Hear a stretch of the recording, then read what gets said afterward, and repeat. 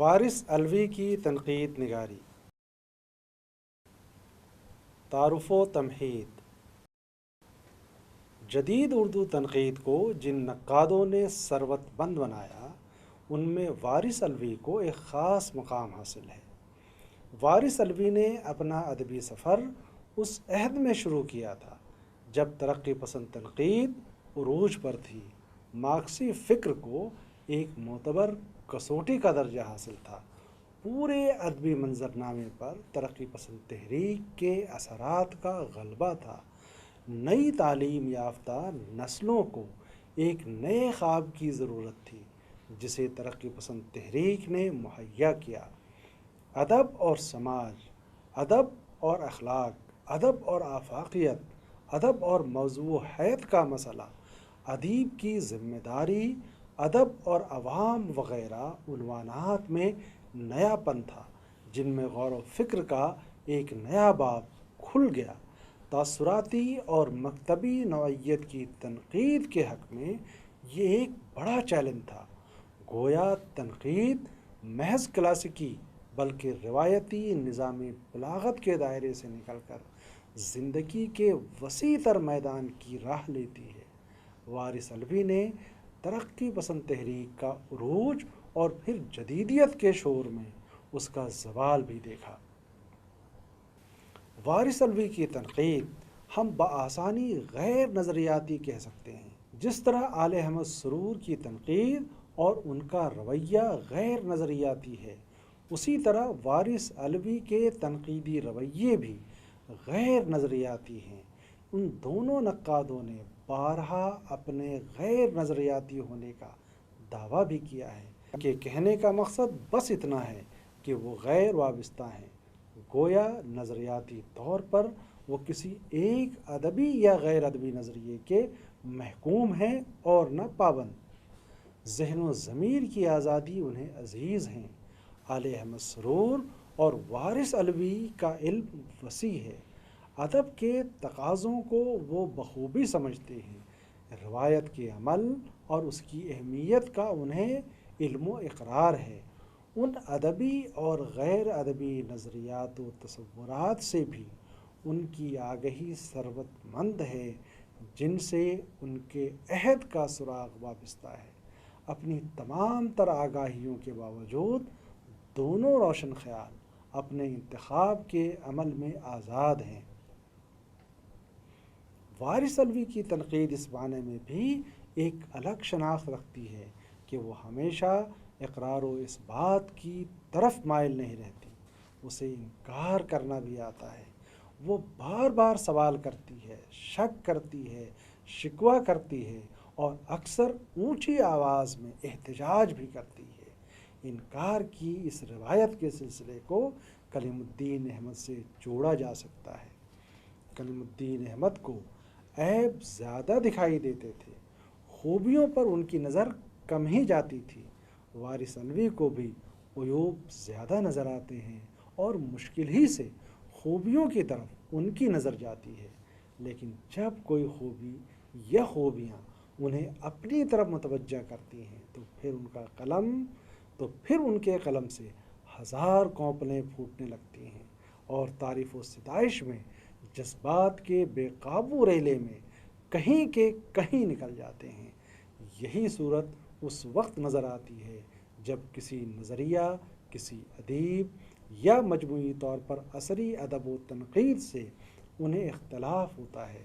ان کی رغبت مسئلہ پیدا کرنے اور مسئلے کو موضوع بحث بنانے میں زیادہ ہوتی ہے۔ ان کی تنقید کا یہ خاص اسلوب ہے۔ وارث علوی کی چند اہم کتابیں ہیں: تیسرے درجے کا مسافر، حالی، مقدمہ اور ہم، کچھ بچا لایا ہوں، جدید افسانہ اور اس کے مسائل، گنجفۂ باز خیال، اے پیارے لوگو، خندہ ہائے بیجا، پیشہ تو سپہگری کا بھلا، فکشن کی تنقید کا المیہ، ادب کا غیر اہم آدمی، ناخون کا قرض، سرزنش خار، بت خانہ چین، یہ اہم کتابیں ہیں جو ان کی تصنیفات ہیں۔ سبق کا مقصد: وارث الوی کی تنقید کا دائرہ بے حد وسیع ہے۔ انہیں بسیار نویس بھی کہا جاتا ہے۔ اختصار کے بجائے تفصیل و طوالت پر ان کی ترجیح زیادہ ہوتی ہے۔ طوالت کی بنا پر اکثر ان کی تحریروں میں تضاد کی صورتیں بھی پیدا ہو جاتی ہیں۔ یہ وہ چیز ہے جس سے ان کی گہری سنجیدگی پر حرف آتا ہے۔ وارث الوی کے نقطہ نظر کو سمجھنے کے ضمن میں اکثر طلبہ اس قسم کے تجربات سے دوچار ہوتے ہیں۔ اس سبق کا مقصد بھی یہی ہے کہ طلبہ وارث الوی کے تنقیدی موقف اور تنقید کے عمل کو اپنی فہم کا حصہ بنا سکیں۔ اس مقصد کے لیے درج ذیل عنوانات قائم کیے گئے ہیں۔ ہمیں یقین ہے کہ ان کے ذریعے طلبہ کے بہت سے شکوک رفع ہوں گے اور وارث الوی کی تنقید کو سمجھنا ان کے لیے دشوار گزار نہ ہوگا۔ وارث ایک غیر مشروط نقاد، وارث الوی کی عملی تنقید اور منٹو، وارث الوی کی تنقید میں نظری مسائل کی نوعیت، وارث الوی کا طرز نقد۔ وارث الوی ایک غیر مشروط یا غیر وابستہ نقاد۔ وارث الوی کو ایک غیر مشروط نقاد کہا جاتا ہے۔ ہمیں یہ علم ہونا چاہیے کہ وابستگی یعنی کمٹمنٹ کی اصطلاح سیاسی ہے۔ اردو میں ترقی پسندوں ہی نے اس اصطلاح کو رائج کیا ہے۔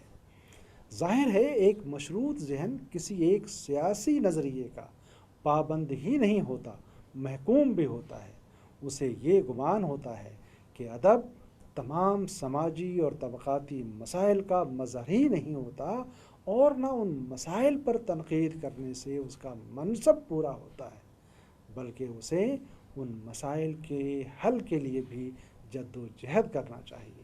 وارث الوی اس قسم کے تصور کو محض ایک بھرم قرار دیتے ہوئے فنکار کی ذہن و ضمیر کی آزادی کے علم بردار ہیں۔ ان کا خیال ہے کہ وہ ذہن جو مشروط ہیں وہ بڑا کیا اچھا ادب بھی پیدا نہیں کر سکتا۔ وہ ان نقادوں پر بھی لعن طعن کرتے ہیں جو تخلیق کاروں کو ڈسپلن کی تعلیم دیتے ہیں، انہیں مخصوص نوعیت کے موضوعات کے انتخاب کی تلقین کرتے ہیں، توضیح اور تعمیم پر زور دیتے ہیں۔ جب تک ان کا ادب مسائل کی کھتونی نہیں بن جاتا انہیں چین نہیں ملتا۔ وارث الوی کہتے ہیں،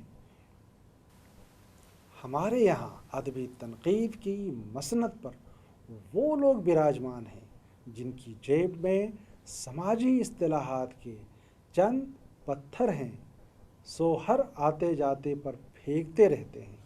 وہ کمیٹڈ نہیں ہیں، وہ سماجوادی نہیں ہیں، وہ ذمہ دار نہیں ہیں۔ انہیں سوچنا چاہیے کہ پیچیدہ نفسیاتی، سماجی اور تہذیبی مسائل محض اخلاقی نصیحتوں سے حل نہیں کیے جا سکتے۔ وارث الوی یہ بھی کہتے ہیں کہ ادب بنیادی طور پر انسان متعلق یعنی ہیومن کنسرن ہوتا ہے۔ کسی مخصوص انسان اور اس کے جذباتی اور روحانی مسائل کی پیشکش ادب کا مسئلہ نہیں ہے۔ ادب کی نظر میں تو انسان اپنی کلیت میں ہوتا ہے، وہ مثالی بھی نہیں ہوتا اور نہ پورے طور پر حقیقی ہوتا ہے، بلکہ پوری انسانی خلقت کی نمائندگی اس کا مقصد ہوتا ہے۔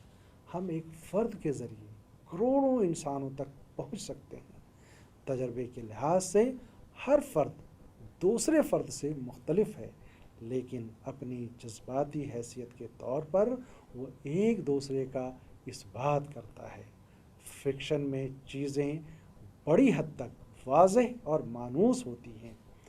تمام طرح کی فنی رنگامیزیوں اور لسانی چابک دستیوں یا ہنرمندیوں کے زمان و مکان کی فہم ہمارے لیے مشکل نہیں ہوتی۔ کردار کی تہداریاں ہی نہیں، پلاٹ کی پیچیدگیاں بھی ہمارے لیے لطف کا باعث ہوتی ہیں، لیکن شاعری کا معاملہ دوسرا ہے۔ ترقی پسند نقاد کمیٹڈ فنکار سے یہ توقع کرتا ہے کہ وہ عوام کے جذبات و احساسات کی ترجمانی کرے اور انہیں انقلاب کے لیے آمادہ کرے۔ گویا مشروط ادب پروپیگنڈا ادب کا دوسرا نام ہے، جو آئیڈیالوجی کی بیساکھی پر چلتا ہے اور آئیڈیالوجی کے اشارے پر اپنی راہ کا تعین کرتا ہے۔ کمیٹیڈ ادب چونکہ متعین اور طے شدہ لکیر پر گامزن ہوتا ہے، اس لیے توقع اور امکان اس میں گنجائش بھی نہیں ہوتی۔ اعلیٰ ادب غیر متوقع کائنات کے در ہمارے سامنے کھول دیتا ہے۔ اس میں امکان اندر امکان کے کئی جہان آباد ہوتے ہیں۔ اس میں بننے کی صورت کم، خلق ہونے کی صورت زیادہ ہوتی ہے۔ مشروط ادب کی اس حقیقی روح سے عاری ہوتا ہے جو ہمارے وجدان کی سرگرمی کا باعث بنتی ہے اور ہمیں اپنے آپ سے ایک نئے طور سے متعارف کراتی ہے۔ وارث علوی نے اپنے کئی مضامین میں فنکار کے تجربے کی نوعیت پر بحث کی ہے۔ دراصل فنکار سے یہ اصرار کرنا کہ وہ ایسا نہیں ویسا لکھے یا یوں نہیں توں لکھے، ایک غلط دروازے پر دستک دینے کے مترادف ہے۔ فنکار بعض چیزوں کی طرف محض اشارہ کرتا ہے، بہت سی چیزیں مقدر چھوڑ دیتا ہے، بعض جذبوں کو زبان مہیا کرتا ہے اور بعض جذبوں سے دامن بچا کر گزر جاتا ہے۔ اپنے جذبوں اور تجربوں میں دوسروں کی شرکت اسے عزیز ہوتی ہے۔ وہ تسکین بھی پہنچاتا ہے، حیران بھی کرتا ہے، مسرت بھی بخشتا ہے اور ڈسٹرب بھی کرتا ہے۔ اس کی حیثیت اپنی دنیا میں ایک مطلق العنان کی ہوتی ہے، ایک ایسا فوجی جو کسی دوسرے کے سامنے جواب دہ ہے، نہ دوسرے کے حکم کا غلام۔ اس معنی میں وارث علوی کے نزدیک ادب یا فنون لطیفہ کا کام تعلیم و تلقین نہیں بلکہ وہ جمالیاتی مسرت بخشنے کا ذریعہ ہے۔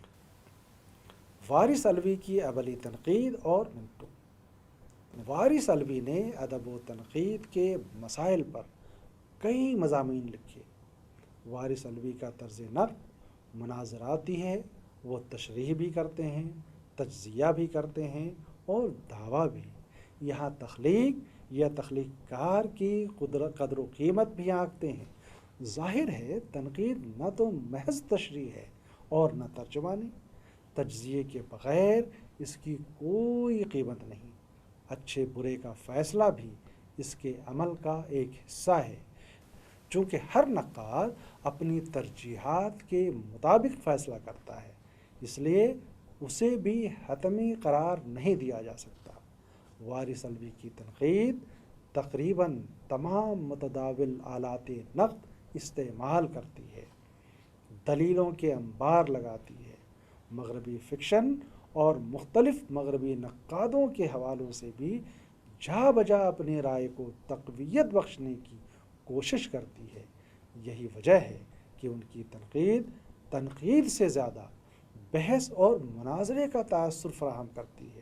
اس تعلق سے علوی کا مائنڈ سیٹ ہے جسے ہم عادت ثانیہ کہہ سکتے ہیں۔ ان کی تحریروں میں طوالت بھی اسی لیے پیدا ہوتی ہے۔ وارث علوی نے عملی تنقیدوں میں منٹو کے افسانوں کے مطالعات کو سر فہرست جگہ دی ہے۔ جیسا کہ ہر نقاد کی اپنی کچھ ترجیحات ہوتی ہیں، اس کی پسندیدگی اور ناپسندیدگی کوئی بنیاد یا بنیادیں ضرور رکھتی ہیں۔ وارث علوی کو اگر منٹو یا بیدی کے علاوہ دوسرے انہیں کوتاہ، کم مایہ یا کمتر دکھائی دیتے ہیں تو اس کے کچھ جواز اور وجوہ بھی ان کے پاس ہوتی ہیں۔ ضروری نہیں کہ ان کے دلائل جن سے ان کی ترجیحات کا نقشہ مرتب ہوتا ہے اور جو ان کے تصور فکر و فن کی مظہر ہوتی ہیں، دوسرے کے لیے قابل قبول ہوں۔ مثلاً منٹو اردو افسانوی ادب کی تاریخ میں ایک اہم مقام رکھتا ہے، بلکہ وہ ایک بڑا فنکار ہے۔ اردو تنقید کی یہ ایک بڑی کوتاہی ہے کہ ممتاز شیریں اور محمد حسن عسکری کے بعد اس طرف توجہ ہی نہیں کی گئی۔ ترقی پسندوں سے تو کوئی شکایت ہی نہیں ہونا چاہیے، کیونکہ ان کی مخصوص نظریاتی فریم میں وہ چست ہی نہیں بیٹھتا، لیکن جدیدیت سے وابستہ نقادوں نے بھی اس کی طرف کوئی توجہ نہیں کی، کیونکہ صنف افسانہ ہی کو دریا برد کرنے کی کوشش کی گئی۔ جن حضرات نے منٹو کو اپنا مسئلہ بنایا، ان کے قلم میں اتنی قوت نہیں تھی کہ منٹو میں سے ایک نئے منٹو کو باہر نکال سکیں، جیسا کہ ممتاز شیریں نے اپنی بساط میں جو کوشش کی تھی اس کا درجہ آج بھی بہت بلند ہے۔ وارث علوی نے منٹو فہمی میں اپنی پوری قوت جھونک کا تخلیق کردہ، یا یہ کہیے کہ تعبیر کردہ منٹو، ممتاز شیریں کے منٹو سے زیادہ تہدار، پیچیدہ، توجہ طلب، تشریح طلب اور متنوع ہے۔ وارث علوی نے منٹو کے آرٹ کو ہر اور چھور سے دیکھنے کی کوشش کی ہے۔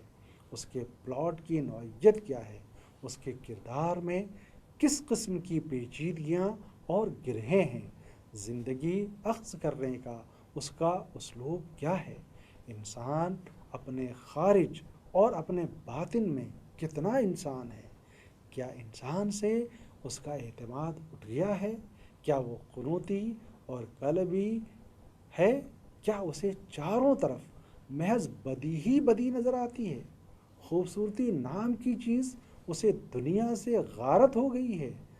غالباً کسی اردو افسانہ نگار کو اتنے بہت سے متفرق سوالات کا سامنا نہیں کرنا پڑا ہوگا۔ آئرنی تو یہ ہے کہ منٹو کو اپنی زندگی ہی میں نہیں، موت کے بعد بھی یہ سوالات پیچھا نہیں چھوڑ رہے ہیں۔ وارث علوی نے منٹو کے مختلف افسانوں کے جو تجزیے کیے ہیں، ان میں تقریباً ان تمام سوالات کے جواب ڈھونڈے جا سکتے ہیں۔ عام طور سے ہمارا اخلاقی نظام، جنہیں اخلاق باختہ مضمون گرا پڑا معاشرے کے لیے ناسور اور گھناؤنا کہتا ہے، ہم انہیں مجموعی انسانی فطرت کی روشنی اور ان کے باطن کی الجھنوں کو سمجھے بغیر بڑی آسانی کے ساتھ یہ نام دے دیا کرتے ہیں۔ وارث علوی اس سلسلے میں کہتے ہیں، فنکارانہ شخصیت کی قیمت پر اپنی اخلاقی شخصیت کی نمائش اسے یعنی منٹو کو گوارا نہیں۔ جو سودا بہتوں سو نے کیا وہ اس نے نہیں کیا۔ دراصل جو بات وہ کہنا چاہتا تھا وہ ان گرے پڑے لوگوں کے ذریعے کہی جا سکتی تھی۔ یہ لوگ ناگزیر تھے۔ دوسری جگہ وہ لکھتے ہیں، آدمی کے عمل کا سرچشمہ ہی گدلا ہو جائے تو اخلاقی اصلاح سے کچھ نہیں ہوتا۔ اسی لیے منٹو نے ان کرداروں کو بد اخلاق لیکن پاکیزہ روح بتا کر اخلاقیات کو اذکار رفتہ کر دیا ہے۔ وارث علوی کی نظر میں منٹو اپنے ٹھیٹھ معنوں میں حقیقت نگاری ہی نہیں، سفاک حقیقت نگار ہے۔ اسی لیے اس کا سروکار عام طور پر نچلے طبقے کی زندگی سے رہا، لہٰذا رومانی جذبات، نازک اور لطیف احساسات یا مہذب اور شائستہ طبقے کی حساسیت کا اس کے افسانوں میں کوئی ذکر نہیں۔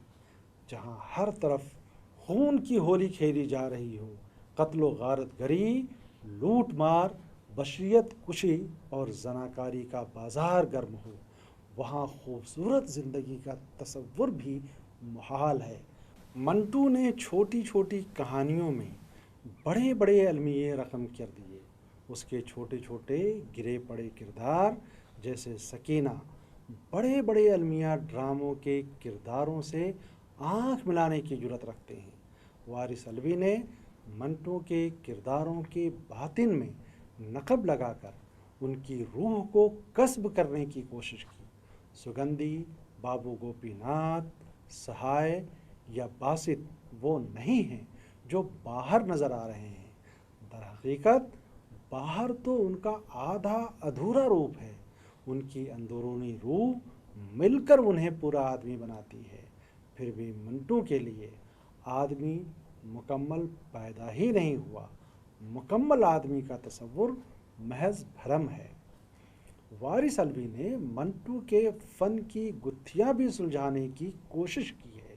وہ منٹو کو فلابیر کی سطح کا فکشن نگار کہتے ہیں، جو کہانی میں اپنی ذات کو معدوم اور اپنی شخصیت کو فنا کر دیتے ہیں۔ ہمیں منٹو کہیں نظر نہیں آتا، محض کچھ کردار ہوتے ہیں، کوئی صورتحال ہوتی ہے اور کچھ واقعات رونما ہوتے ہیں، لیکن یہ آپس میں مل کر کس طرح کی قوت پیدا کرتے ہیں اور منٹو کس چابک دستی کے ساتھ ان اجزاء کی معنویتوں کو ابھارتا ہے۔ وارث الوی اسے افسانوی فن کا کمال کہتے ہیں۔ منٹو فن کے اس اعلیٰ ترین مقام پر پہنچا تھا جہاں حقیقت اور افسانے کا فرق مٹ جاتا ہے۔ اسی لیے یہ فریب پیدا ہوتا ہے کہ منٹو کیمرے کی آنکھ سے ہر چیز کو دیکھتا ہے۔ کیمرے کی آنکھ سے آرٹ پیدا نہیں ہوتا، کیونکہ آرٹ حقیقت اور تخیل کی آمیزش کا نام ہے۔ تخیل کے پر لگا کر اڑنا لیکن حقیقت سے اپنا رشتہ نہ توڑنا، یہ فن کی معراج ہے۔ منٹو نہ تو انسانی تربیے کا خوش دل تماشائی ہے، نہ ہولناک حقائق کا لا تعلق شاہد۔ اسی لیے منٹو کے یہاں نہ تو وہ ہیومنزم ہے جو حقائق اور انسانوں کے متعلق گستاخ سوالات نہیں کرتا، نہ وہ سینزم ہے جو ہولناکیوں سے برگشتہ ہو کر زندگی اور انسان کو رد کرتا ہے۔ منٹو کی پسند اور ناپسند ہیں اور بہت شدید ہیں، اور افسانوں میں انہیں کا خاموش اور پنہا اظہار اس کے افسانوی حقائق کو مثالی حقائق بناتا ہے۔ وارث الوی کی تنقید میں نظری مسائل کی نوعیت۔ وارث الوی نے عملی تنقید میں بالخصوص فکشن نگاروں کو اپنی بحث کا موضوع بنایا ہے۔ ان میں بھی وہ بے حد چوزی ثابت ہوئے ہیں، یعنی انتخاب کے معاملے میں ان کا ایک معیار ہے، انہیں مشکل ہی سے کوئی مطمئن کر سکتا ہے۔ مین میخ نکالنے میں ان کے قلم کی روانی دیدنی ہوتی ہے۔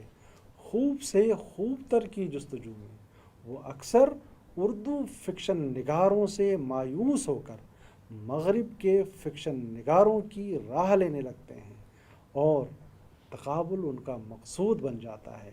وارث الوی ہمارے فکشن نگاروں کی بدتوفیقی کا ماتم کرتے ہیں، انہیں فکشن سے توبہ کرنے کی تلقین کرتے ہیں، اردو نقادوں پر ملامت کرتے ہیں جو نسلوں کی گمراہی کے ذمہ دار ہیں۔ اردو میں ادب و تنقید کے مسائل پر جتنا اور جس قوت کے ساتھ وارث الوی نے لکھا ہے، اس کی دوسری مثال سے ہمارا ادبی منظرنامہ خالی ہے۔ مثلاً کمٹمنٹ، احتجاجی ادب، جمالیات اور اخلاقیات کی کشمکش، پیروی مغرب، آئیڈیالوجی، منفی اور مثبت انداز، فینٹاسزم، سماجی ادب جیسے مسائل پر بہت کم غور کیا گیا۔ اسی طرح شاعری اور افسانہ، ناول، پلاٹ اور کہانی، استعارہ، کنواں اور پانی کی ٹنکی، معنی کون سی چٹان پر بیٹھا ہے، یا قصے جدید و قدیم میں عصری فن اور فکر کے مسائل کا ایک سلسلہ سا قائم ہے۔ وارث الوی اکثر تأثر کے شدید بہاؤ میں بہہ جاتے ہیں اور مضمون کی مرکزیت بیچاری منہ دیکھتی رہ جاتی ہے۔ باوجود اس کے ان کے مطالعے کی گنجانیت دلائل کا ایک انبار کھڑا کر دیتی ہے۔ محض فنی نوکے پلک کو مد نظر رکھنے والی یا درس بلاغت کی ماری ہوئی تنقید یا محض جمالیاتی قسم کی تنقید کے بارے میں ان کا خیال ہے کہ جس دور تشدد میں ہم رہ رہے ہیں اسے نظر انداز کر کے صرف جمالیاتی تنقید لکھنے کے کوئی معنی نہیں ہے، کیونکہ زبان و بیان کی تنقید محض ایک جز ہے ناقدانہ ذہن کی اس وسیع سرگرمیوں کا جو فنکار کے فن کے تمام پہلوؤں کو اپنی دسترست میں لیتی ہے۔ آرٹ کی دنیا اتنی پہلودار اور اتنی گہری اور پیچیدہ ہے کہ کسی ایک پہلو کا خصوصی مطالعہ تنقید کا پورا حق ادا نہیں کرتا۔ وارث علوی بیک وقت ان جدید نقادوں کی کلیہ سازانہ اور عالمانہ تنقید کی کوتاہیوں کو نشان زد کرتے ہیں، جو یا تو لسانیات کے مارے ہوئے ہیں یا جو محض لفظ و معنی کی گتھیوں کو سلجھانے کے دعوے دار ہیں۔ ادب محض لفظ، استعارے، علامت وغیرہ سے تشکیل نہیں پاتا۔ زندگی اور تجربے کا جوہر اسے ایک نمو پذیر فن پارے میں بدلتا ہے۔ وارث علوی کہتے ہیں، تنقید جب اپنا فرض ادا کرنے بیٹھتی ہے تو وہ احساس جرم کا شکار ہوتی ہے کہ جمالیات کے نام پر وہ انسانی تقاضوں کو جھٹلا رہی ہے۔ آدمی ادب سے زیادہ اہم ہے، اور انسانیت جب لہو لہان ہو تو جمالیت کی بات بھی عیاشی لگتی ہے۔ بات دراصل یہ ہے کہ جس بے محابہ تشدد کا ہمیں سامنا ہے اس سے شعر و ادب بھی محفوظ نہیں ہے، فکر کا دامن بھی تار تار ہے، اور اسی لیے کوئی اطمینان بخش تنقیدی رویہ تشکیل نہیں پا رہا۔ ادب کے بارے میں ان کا خیال ہے، ادب آدمی کو ایک سوچتا ہوا تنقیدی ذہن ادا کرتا ہے۔ ادب جواب نہیں، سوال ہے، تجسس و بصیرت، تنویر اور انکشاف ہے۔ ذہن تنقیدی ہو تو فریب نہیں کھاتا، تعصبات کا شکار نہیں ہوتا، اندھا یقین نہیں کرتا، اور وہی بات کہتا ہے جس کی سچائی کا اسے علم ہوتا ہے۔ ترقی پسندی اور جدیدیت زدہ تنقید بھی ان کی نظر میں گھٹن زدہ، بالیدگی کے عنصر سے خالی، میکانیکیت کے حامل عروضی مسائل میں الجھی ہوئی۔ وہ کہتے ہیں، جدید تنقید نے اظہار کے سانچوں کے میکانزم کا ایک ایسا جزرس مطالعہ کیا کہ مصوتوں اور مصمتوں کی آوازوں میں شاعر کی آواز گم ہو گئی۔ دراصل وارث علوی بین العلومی نقاد ہیں۔ انہیں کسی نظریے کی محکومی اور پابندی گوارا نہیں۔ وہ ہمیشہ زندگی افزا فنی اقدار کی جستجو میں رہتے ہیں اور ادب کے تقاضوں کی گہری فہم رکھتے ہیں۔ یہی وجہ ہے کہ انہیں ترقی پسند تنقید، جدید تنقید اور مابعد جدید تنقید کی حدود بہت کوتاہ نظر آتی ہیں۔ تنقید کی تنگی ادب کی وسعتوں کا متبادل نہیں ہو سکتی۔ وارث علوی کا طرز نقد۔ وارث علوی نے اپنا سفر نصابی قسم کی تنقید سے شروع کیا تھا، اور ان کے مطمع نظر شاعری، اور وہ بھی کلاسیکی شاعری کے نمونے زیادہ تھے۔ بات سے بات نکالنے کی کوشش ان مضامین میں بھی پائی جاتی ہے، جذباتی وفور ان میں بھی موجود ہے، مگر اس کی اپنی ایک حد ہے، کیونکہ نصابی تنقید بہت زیادہ ذہنی آزادیوں کو راہ نہیں دیتی۔ وارث نے ان حد بندیوں کو دوسرے دور کی اس تنقید میں بڑے ظالمانہ طریق سے توڑا جس کا رخ فکشن کی سمت تھا، اور جس کا سارا تناظر مغربی فکشن کا قائم کردہ تھا۔ حسن عسکری کے بعد وہ وارث ہی ہیں جنہوں نے ادبی اور نصابی مسائل کو خلط ملط نہیں ہونے دیا، بلکہ فکشن کے فن اور بالخصوص اردو فکشن پر اعلیٰ درجے کی تنقید کی مثال پیش کی۔ وارث کی تنقید بڑی اوریجنل اور کئی معنوں میں بڑی بسیط ہے۔ ان کے برخلاف فاروقی نے زیادہ تر علمی اور مکتبی مسائل پر نہایت گہری اور جامع تنقید کی ہے، مگر ان کے تجزیے اپنی علمی حدود سے تجاوز نہیں کرتے۔ علم سے جو بصیرت ملتی ہے اور تنقید نگار کی تخلیقی حس جن اچھوتی چیزوں کو ہزار پردوں کے اندر سے باہر نکال لاتی ہے اور جو قاری کے سامنے ایک کے بعد ایک غیر متوقع دلائل کا ایک لامتناہی سلسلہ قائم کر دیتی ہے، ہمارے ادوار میں اس کی سب سے نمایاں مثال وارث الوی کی تنقید ہے۔ وارث الوی اپنی بات ہی اس جملے سے شروع کرتے ہیں کہ فن اگر آزاد، خود کفیل اور قائم بالذات چیز ہے اور اس سے براہ راست رابطہ قائم کیا جا سکتا ہے تو پھر نقد کی کوئی ضرورت نہیں رہتی۔ وارث الوی اپنی تنقید میں ایک ایسے برافروختہ نقاد کے طور پر ابھرتے ہیں جسے اپنے علم، اپنے تجربے اور اپنے ادراک پر کچھ زیادہ ہی یقین ہے۔ ان کی ترجیح آزادانہ سطح پر تخلیقی تجربے میں شمولیت پر ہے اور اس تجربے میں وہ اپنے قاری کو بھی شریک کرنا چاہتے ہیں۔ وارث الوی کا مطالعہ، بالخصوص فکشن کا مطالعہ، بے حد وسیع ہے اور ان بہترے علوم سے بھی انہیں ایک خاص قسم کی رغبت ہے جن کا موضوع اور مسئلہ سوسائٹی یا سماجیات ہے۔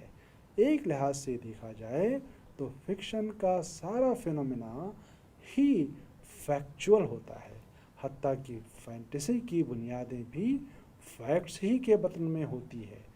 گویا وہ یہ ثابت کرنا چاہتے ہیں کہ انسانی ذہن میں یہ قوت ہے کہ وہ کسی وجود کے تجربے ہی کا تصور نہیں کرتا بلکہ تخیلی متبادل بھی خلق کر سکتا ہے، کیونکہ ہر حقیقت ایک سے زیادہ متبادلات کی حامل ہوتی ہے۔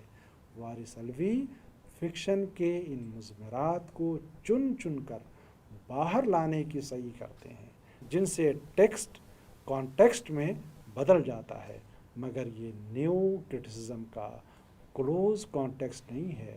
وہ ایک جمالیاتی معروض تو ہوتا ہے مگر اس اقداری حوالے بالخصوص فکشن میں اندر سے زیادہ باہر واقع ہوتے ہیں۔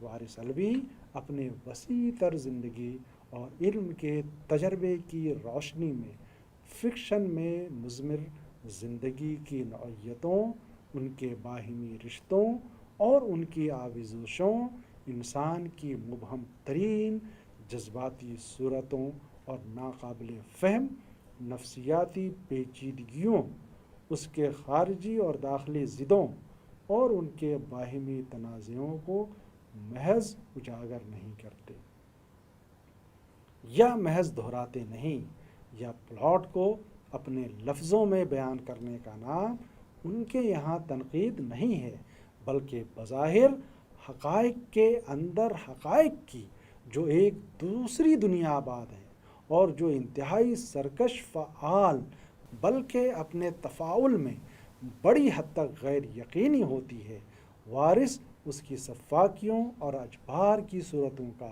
پردہ چاک کرتے ہیں۔ کرداروں کے حوالے سے یہ عمل بھی کردار کے بطون میں سراغ لگانے سے عبارت ہے۔ وارث الوی اپنے اس فن کو فن پارے سے متعلق تجربے کا اظہار بتاتے ہیں، کیونکہ کسی شعری فن پارے میں معنی کی پیچیدگی کا تفاعل مشتمل ہوتا ہے لفظوں کے تخلیقی اور انوکھے طریقے استعمال پر، جبکہ فکشن میں بلکہ فکشن کی بہترین مثالوں میں زندگی فہمی ایک تخلیقی تأثر پر مبنی ہوتی ہے۔ یہ تأثر فلسفیانہ بھی ہو سکتا ہے، مگر فکشن نگار کو فن کا اگر شعور ہے تو وہ فلسفیانہ تأثر پیش کرنے کے باوجود اس کی تخلیقی معنویت پر کوئی آنچ نہیں آنے دے گا۔ کردار کے داخلی اجبار سے زندگی جو نت نئی شکلیں بدلتی ہے، اس کے رموز بھی تخلیقی نوعیت ہی کے ہوتے ہیں جن کا فکشن کے دیگر عناصر سے بھی گہرا رشتہ ہوتا ہے۔ یہ رشتے کہیں واضح دکھائی دیتے ہیں اور کہیں مخفی۔ وارث الوی کی دلچسپی اپنی تنقید میں ان دونوں پہلوؤں کے ہمہ جہتی تجزیے پر ہوتی ہے، اسی لیے وہ اپنے مضامین میں جتنی گتھیاں سلجھاتے ہیں اتنی ہی وہ الجھتی چلی جاتی ہیں، اور جتنی وہ الجھتی جاتی ہیں اتنی ہی وارث کو طمانینت حاصل ہوتی ہے۔ وارث علوی نے ادبی مطالعے کے دیگر طریقوں کے مقابلے میں تاثراتی طریقہ کار کو اس معنی میں فوقیت دی ہے کہ فن پارے کے تجربے کا اظہار جب اس میں شامل ہو جاتا ہے تو اس قسم کی تنقید بڑی تنقید کی شکل اختیار کر لیتی ہے۔